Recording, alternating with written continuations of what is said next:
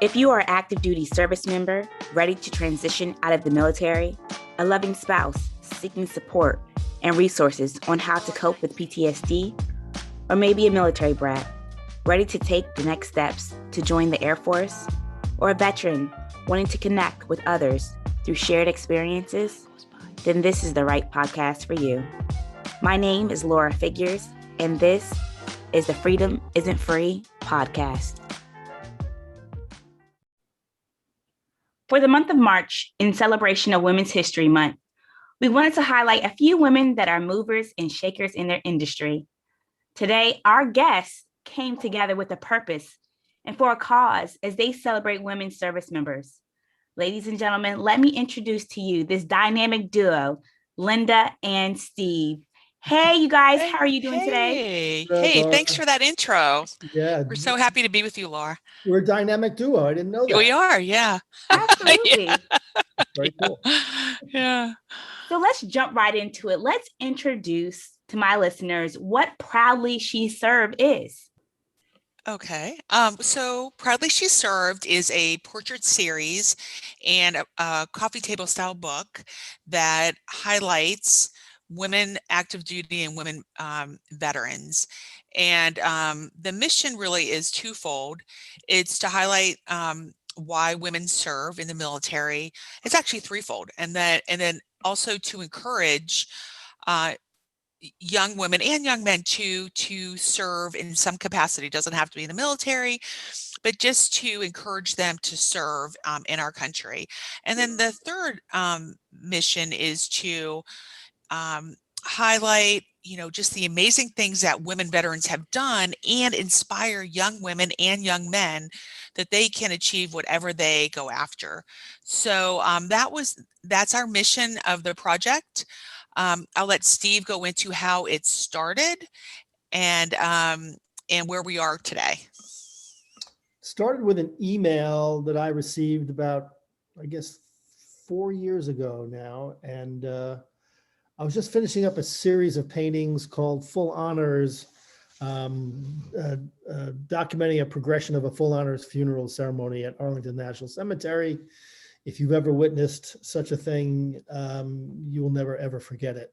And I was just working on 7 paintings in that series. And I got an email from a friend of mine who worked in the Pentagon and said, you have to meet this woman, Dawn Halfacre, and she has to meet you. And she says, I don't know. He says, I don't know what will happen, but I just know that you have to meet. So we did meet. We had lunch. And Dawn was a West Point graduate.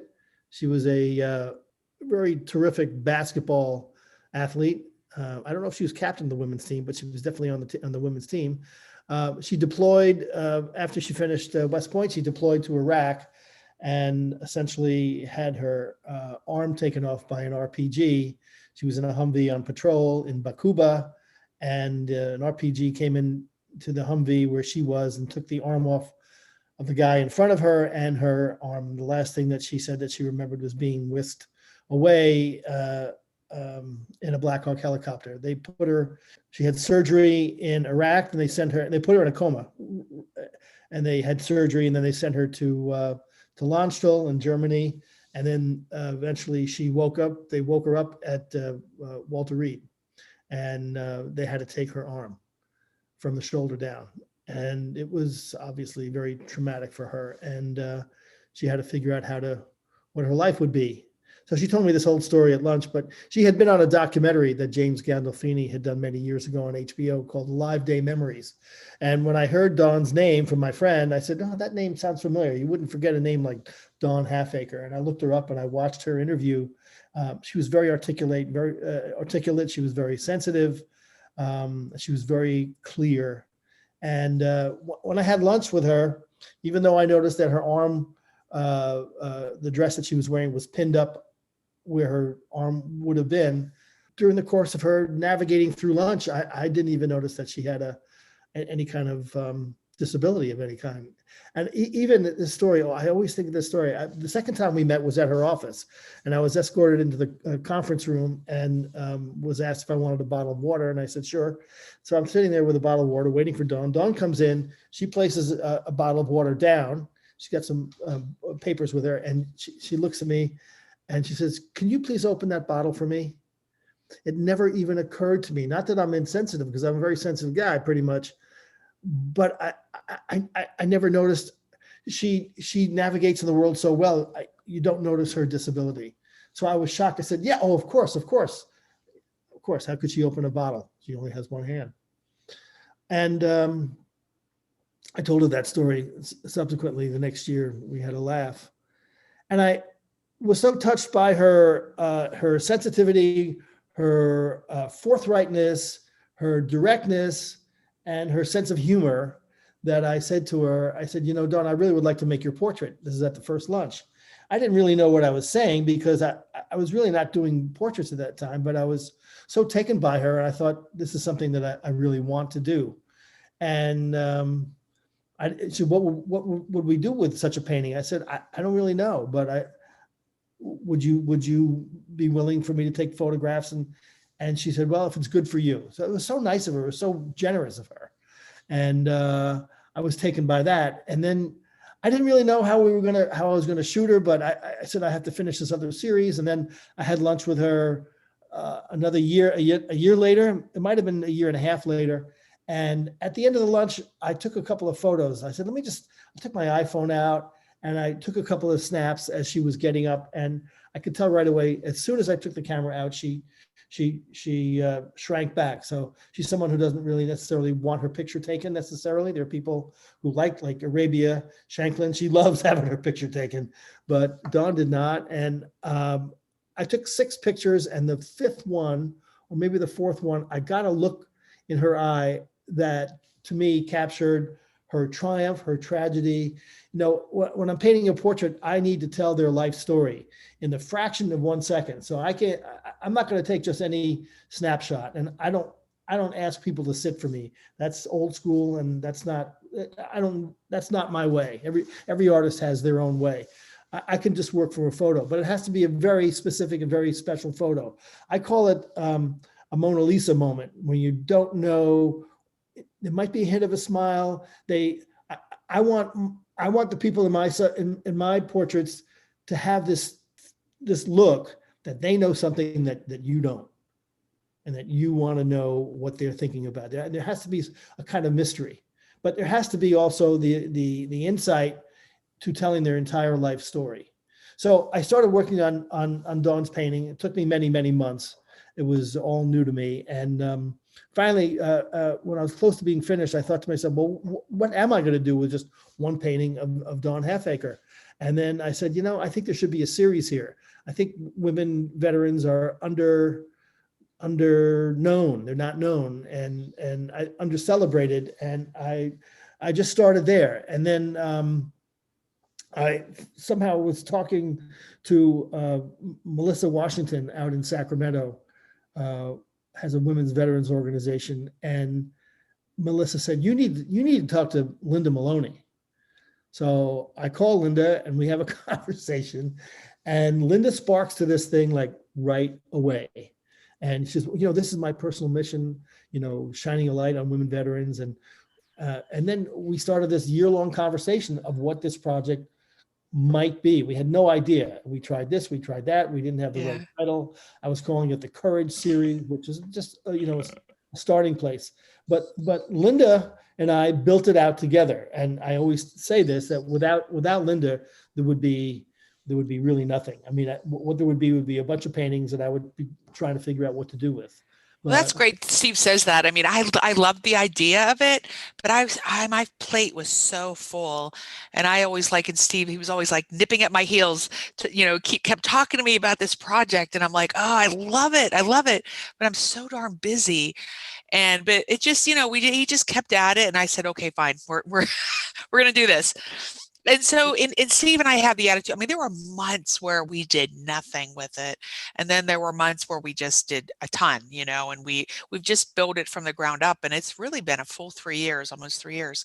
And what's the crazy thing, that Linda and I have only been in the same person-to-person company 3 times. We had a meeting at my apartment in the city. We had dinner with our spouses, and we went to Washington, D.C. By the way, Linda, we went to Washington, D.C. Almost a year ago. exactly a year ago this week to Yeah. meet Senator Duckworth and to have Yeah. a meeting with the Women's Museum. So it Yeah. was Senator exactly, Duckworth is one of our portraits. Yeah. exactly, it might have been exactly a year today. I have to look at my calendar, but it's exactly a year ago. So we've Yeah. but with Zoom, I've seen her every day almost. Yeah. Yeah. Anyway. So jumping right into it, then tell me some of the women that you highlighted. So you seen Tammy Duckworth is one of the women that you guys highlighted. Tell my Right. listeners a little bit about Tammy and the reason why you selected to highlight some of these women that you've chosen for the portraits. Well, so we originally, I think we're going to go with 8, and then we just found a couple other women we really wanted to highlight. So we made it up to 12. So right now we're at 12. All the portraits are completed. And it's interesting how we found all the women. They just really um, came into sight at the right time. There are a lot of them that I knew or that were recommended to me. As a veteran, I served 20 years in the Navy. I have a pretty wide network of veteran network, and we really wanted to mix it up with well-known and everyday heroes. So some of the women are very well known, like Senator Tammy Duckworth, Kirstie Ennis, who's well known, Nicole Malkowski, who was the first woman Thunderbird pilot, Bee Haydu, who was one of the women Army service pilots who turned 100 years old in December. She just passed away.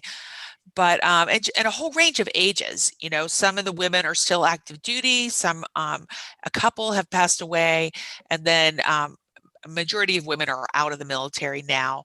And so our emphasis was to highlight women who had an interesting story, obviously, had a passion for serving, and so, but we just I don't really know, Steve, how do you feel like we picked all the women? Steve he's so good at I think you picked most describing. women. Yeah. Well, I suggested him and then Steve agreed. Yeah, exactly. No, Linda has very sharp instincts. And once we identified what this project probably would be like, Linda started picking and choosing from the various women she has in her Women Speakers Bureau. Well, it's not just my agency, but tons of women. There's only one of them is in my agency, but the rest are women that I know through other people, or I know directly, or I found on social media that I've had followed for a long time, like Kirstie Ennis. I had followed Kirstie Ennis for a long time, and I just thought she would be perfect for this project. And so it was just like a collection of different ways that we found the women. And we did want a woman in leadership. And so that's how Senator Duckworth, and plus Dawn Heffaker knows her from their time at Walter Reed. Yeah, they rehabbed together. Yeah, so she was able to make that connection. Right. And so it was, just a lot of different ways that we found the women. But again, some of them are just everyday heroes, amazing women serving. They served in the military and they're serving outside of the military. And I had the honor to meet them all, except for Bee Haydu, because she was 100 years old and COVID. And who else did I not meet? Well, we didn't meet Louise Rand, who passed away. Actually, Louise Rand was the full honors funeral that I depicted in my full honor series, which has been in the Pentagon now for 3 years. But talk about Bee, Steve, how, you said Bee's daughter said, I love that you're spending time with my mom. So the Bee Haydu story is really interesting. And it was such a perfect way to finish the series. So here I am working for 3 years, one painting after another, after another, after another. It was an endurance event for me. I enjoyed painting each and every one of them, and I had a different experience painting and meeting each and every one of them. Actually, Karen Meeker, who was a colonel and a chaplain, I photographed her in the 9/11 chapel in the Pentagon. She was working at the Pentagon at that time. So I've had a very rich life experience in interacting with all these various women. Kim Brooks, Marine, I had the idea, we went to the Marine Museum And I photographed her in the main rotunda, and had a marvelous day there. If you've ever been to that museum, one of the most amazing museums I've ever been to in my life, really incredible. Okay, so Bihaydu turned 100 years old in mid-December. I started the painting the first week in January this year, and 3 weeks into the painting, it takes me usually 40, 45 hours spread over a period of usually 4 weeks, maybe 5 weeks. It's not like you go to work and it's like 8 hours a day. It's about 4 intense hours a day, and very intense. And then sometimes I got to wait for stuff to dry. I need to look at it for a day or two to reevaluate of what needs to be worked on next. My job is to bring this person alive. I mean, I really, until they're alive, I'm not feeling well. Until I get them to really, it has to pass inspection for me before I can show it to anybody else. And some were very easy and some were very, very difficult. But I started I can't say I had a great photograph to work with, but it was a family photograph that I worked with. And about 3 weeks in, at the end of January, I get an email from Nicole Malachowski, who was very close with B, telling me that B had passed away. So here I started this painting with this woman who I'd never met. Doesn't matter, but she was alive when I started. So there's a certain kind of feeling, if I'm painting somebody who's still alive, I felt connected to her in a way that she was in Palm Beach in some kind of a home. And I would go in there and I would think of B in Palm Beach. I wouldn't think of her like in the mountains. I just would think of her in Palm Beach. But then when I was told that she had passed away, everything changed about the painting and how I approached the painting. I can't really put my finger on exactly what it was, but everything changed and I felt freer. All of a sudden, I felt like she wasn't in Palm Beach anymore. She was here on the easel with me. And I had an email exchange with Diana, her daughter. And Diana said, "I'm so glad that my mother's spending time with you." It was so touching that she said that. I'll never forget that. And then working to finish her, painting backgrounds for a portrait next time you see a painted portrait, look at the background, because if the artist gets the background wrong, everything is wrong with the painting. The background has to complement and the background has to not take away. The background has to be right. I guess that's the best way for me to describe it. And when I was looking at B, I said, it's got to be an airfield. It's got to be like an old airfield, because that was her home when she was a WASP. And I looked up windsocks, and I found an antique windsock, a windsock from that era, and I put in the windsock along this little runway. And then in the sky, in the upper right, I put in a little airplane. It's kind of like flying, like fading into the sky. And I felt that this was B. She'd passed away. And she's in that plane going to her next destination.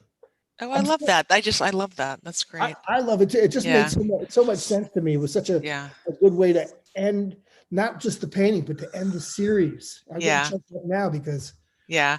And then one of our also final portrait participants was, when we decided we were going to add a couple more, we thought about, what has been so significant this year, with the pandemic, and it was our healthcare workers. And so Steve and I started looking for a healthcare worker, so either a doctor or a nurse. And so I started reaching out to my network, trying to find someone. You found out. Yeah. Well, I reached out to, I'm trying to recall, I reached out to someone I know in the Coast Guard, and they recommended her. They recommended her actually, and sent me her information, sent me her bio. And we actually got a couple of inputs, but she's just perfect. She retired from the Coast Guard just recently, but she also works as a trauma nurse. And she's been very involved in, obviously, helping people during the pandemic, Nicole Cimino. And so she was one of our final portraits. Really capable. She was a policeman before that. And she's a woman as strong, physically strong as a man.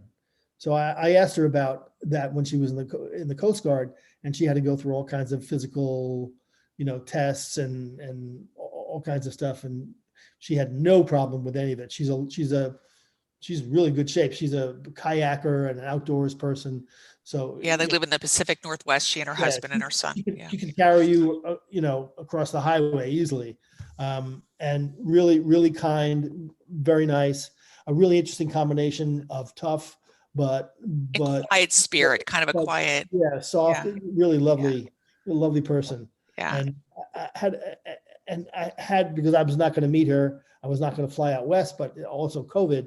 So her husband, who's a good photographer, Gabe, he sent me a bunch of photos, and I found one that I really liked. Give me that moment where she has these very piercing kind of green eyes, light green eyes, and she's just looking at the camera real straightforward. And for me, I could just tell a lot about who she is as a person from that image that he captured. So, it was a little bit of a beg borrowing. And I have to say that when we went to see Senator Duckworth, when you're a United States Senator, you are not in control of your own life. We waited for her. There was a group of veterans in one conference room, and then Senator Duckworth came wheeling back to us, to her office. Eventually, we were escorted in. I don't think we had more than 12 minutes. Yeah, And it was quick. She was very, very nice. She didn't say very much. Linda told a little bit about her story. I said some stupid stuff, and Yeah. No, it was all good, Steve. It was good. And then we sat down on the couch, and I took a bunch of pictures, and I could tell that Senator Duckworth, she was already in the next meeting. Yeah.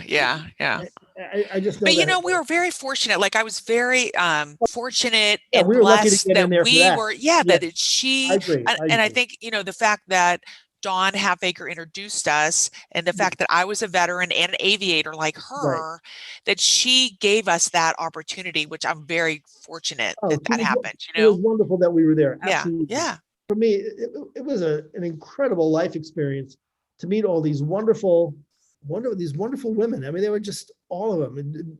Angel Hughes, who was a Haitian parents, grew up in East Orange, New Jersey. When she was 11, she decided that she wanted to fly, and she held on to that dream. In high school, she joined some kind of flying club that kind of led her to the Coast Guard. And she said in flying that she wanted to save people, not hurt people. So that's exactly what she did. She retired. She's now flying for UPS. Beautiful, clear spirit, articulate, happy, just a delight. I broke my rules for her because I couldn't get a pensive look out of her. She was smiling all the time. So I said, okay, this is Angel. So I just did Well, it's kind of like Arabia also. Yes. Arabia is probably our youngest participant. She's active duty Navy, married to a Marine officer also. They're both officers. And she's just happy, positive, full of life. Yeah. Naval Academy. She ran track at the Naval Academy. She's just full of life. She's, great.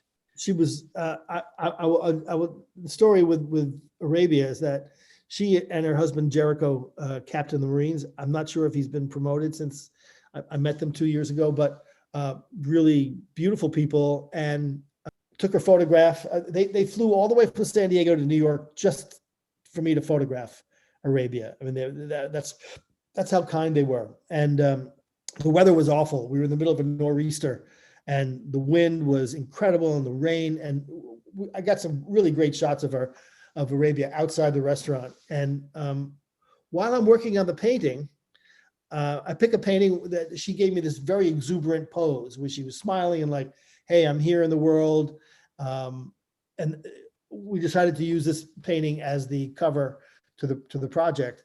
And during the course of making that painting, I got word from Linda had heard that Arabia before I started on the painting, she had lost her brother and sister. Both had been murdered in her hometown. And I just broke my heart. And so I felt that I needed to surround Arabia in, quote unquote, the background.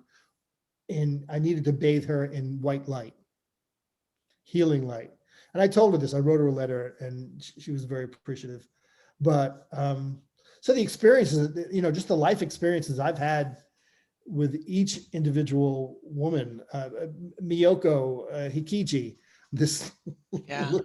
little person who joined the Iowa National Guard. She's in Des Moines because she really needed some money for college. And bingo, she gets deployed. And she's driving transport trucks across the desert. She's not even tall enough to reach halfway up one of those tires of those things. And there she's driving this thing, and each one of those missions is a death-defying situation. She did that for a year, and then she wrote a marvelous book. I can't remember as Yeah, good as she's very all I can be, I think. All I all I can can be. be. She's also a speaker. She is a model. She also is involved in politics. I know she ran for office in Iowa, but very soft-spoken, and very humble person. And but all the women are just amazing and just great, great Great spirit. examples of women in the military. Like they're all very different, but they all have a very similar thread that kind of weaves itself throughout each one of their stories. And so they definitely are, examples of all different types of women in the military, and each one has a different reason why, she wanted to serve. I kudos you guys for identifying these women that exemplify the morals, the structure that the military drives in you while you're in there, from boot camp to leadership skills to you transitioning out and still empowering your community. I thank you guys for doing that, because it's so important to highlight women and what they do. I think sometimes it's not, is like Steve said earlier, it's not talked about, it's not glorified. It's what the women do. We served with the men, along the men, for several wars, several years. So thank you guys for doing that. So when can we see these portraits? When is the unveiling of these portraits, and when is the travel tour? So our date actually just got moved out a little bit. We're going to have the portrait unveiling and the book launch at the Military Women's Memorial in Arlington, Virginia. And if any of your listeners have never been there, they need to visit. It's absolutely beautiful. It's a beautiful area, beautiful building. But the portrait unveiling and book launch is going to be August of 2022. It just got moved from March because they're closing down to do some refurbishments. But it's going to be a large event. It's going to be approximately 300 people. We'll have a lot of our sponsors there, some keynote speakers, and it'll also be an opportunity for us, in addition to unveiling the portraits and launching the book, it will also be an opportunity for us to raise funds for the National Exhibition Tour. And so the National Exhibition Tour will be following that portrait unveiling and book launch. It'll be a year, during a year after that event. And we plan on having the portraits travel to different key events throughout the country. We tentatively picked 10 different spots, and we'll have a curriculum that goes with the portraits, and we'll leave it up to the event where they are to kind of customize it for the type of event that they want to have. So for example, maybe they'll invite young college women in, or they'll invite grade school women in. And we'll hopefully have some of the women at each one of these events. So it'll start, probably in early 2023, because the portraits will stay at the Military Women's Memorial for a couple months after the portrait unveiling and the book launch. So what are some opportunities for people to get involved, sponsor, tickets? Like, Right. listen, Linda, I'm interested. I'm You're in there. You're Maryland. there. We're inviting you. Yeah, just let me know. I'm down Yes. the street from Okay, Arlington. good. Okay. So what are some opportunities people can do to sponsor this event and get involved? Okay, so over the next couple of months, first of all, they can go to our website, which is www.proudlysheserved.com, for more information. We're right now starting our sponsorship drive, so they won't see any links or anything on the website for for sponsorship opportunities, but that definitely will be there over the next couple of months. And so if individual donors want to submit donations, that's great. We're also looking for major sponsors, and that's really our goal right now, because we're trying to sponsor, fund that portrait unveiling and book launch. But we're on all the social media platforms, but definitely if they go to our proudlysheserved.com website, the links are there. And they also can email us at proudlysheserved@gmail.com. Absolutely. I would love to be a sponsor of this event also. You know, the Freedom Isn't Free podcast, we are here to serve our service members, veterans, and their families. And this is a great opportunity for us to collaborate and sponsor your event because, listen, you guys are doing wonderful things with Proudly She Served. So I'm so excited for you, Linda and Steve. Thank you, Laura. So with that being said, any last words you want to give to my listeners? Steve, I know you're an artist. And Yeah. I mean, when people go into the Pentagon and see these portraits, I can't believe I had Steve with me on my podcast and I go into the Pentagon. So I know exactly what portraits you're talking about. How can my listeners connect with you, Steve? Because listen, you should brag about all of the portraits that you have done in the Pentagon. Absolutely. Well, thanks. I don't like. I prefer other people to brag for me. Okay, so go to www.stevealbertart.com. SteveAlbertArt.com, ALP as in Peter, ERT, SteveAlbertArt.com. And if you're on the third floor in the Pentagon, if you're in third floor apex between corridors 1 and corridor number 2, you'll see 7 very large images of a full honors funeral ceremony, and they're there. Anyway, thank you for having us. I do want to say one last thing. It has been such an honor and a pleasure to work, number one, to work with Linda. And it's been an honor and pleasure to meet all these magnificent women. And as I said before, I spend a few hours with them in getting their photographs, but then I spend 40 or 50 hours with them on the canvas, trying to bring them to life. I still haven't really reflected properly, because I just finished them, on what this whole thing meant to me, other than a very intense involvement for 3 years. So I still need to kind of crawl out from underneath the task. But I will say that it changed me. You know, I do want to do a shout out, Steve, too, of our project team. So since we started the project, slowly, little by little, we've been adding different folks to our team, and no one gets a salary. Everyone volunteers. And we have a couple of really amazing college interns that do a lot of our social media, and they have just been fabulous. And we also have, a executive director who's going to help us produce our portrait unveiling and book launch. We have a wonderful website designer, Mick. We just brought on board 2 new team members. One is for media outreach, and the other one is for strategy and fundraising. And but again, no one earns a salary, and everyone is passionate about the project just like we are, and hopefully at some point in the future we can pay them in some way. So there's a team behind the team of Absolutely. Yep. Well, thank you, Steve and Linda, so much for allowing my listeners to hear your story of you guys coming together to put together these portraits. What a great idea, and I cannot wait to be there for the unveiling. Thank you for joining me today, and I appreciate you guys for stopping by. Thanks so much, Laura. We appreciate it. Thank you. Very nice to meet you. Great to meet you, Laura. Thanks very much. For those of you that are listening, as always, don't forget to thank a veteran for their service. Again, I'm your host, Laura Figures. Let's connect next week. I love hearing from you, my listeners, military heroes, spouses, veterans. Let me know. And while you're doing this, go inside the podcast app, subscribe, leave a 5-star review and a 5-star rating. This helps us reach more people. And if you want to be a part of this mission, helping us provide a voice for our service members, it makes a difference by leaving a review. And remember to thank a veteran